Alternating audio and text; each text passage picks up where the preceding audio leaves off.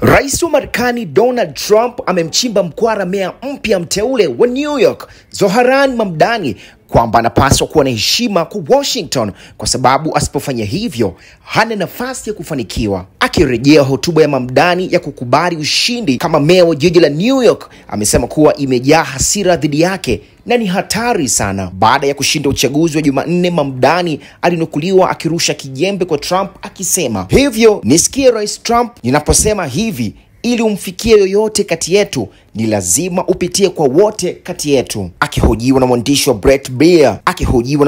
wa Brett Baier wa Fox News, ikiwa ni siku moja tangu Mamdani ashinde, Trump aliitaja kauli hiyo iliyomlenga kuwa ni kauli hatari sana kwake kuitoa. Awali Trump alisitisha kutoa kiwango cha chini kabisa cha fedha cha shirikisho kwa jiji hilo endapo Mamdani angeibuka mshindi. Ushindi wa Mamdani kutoka chama cha Democratic, ambao haukutegemewa na wengi, unatajwa kuwa pigo kubwa kwa serikali ya Trump na chama cha Republican kwa kupoteza jiji hilo muhimu, na inatajwa kuwa ishara mbaya kwa serikali ya Trump. Kwa taarifa zingine kama hizi, tafadhali usiache kusubscribe.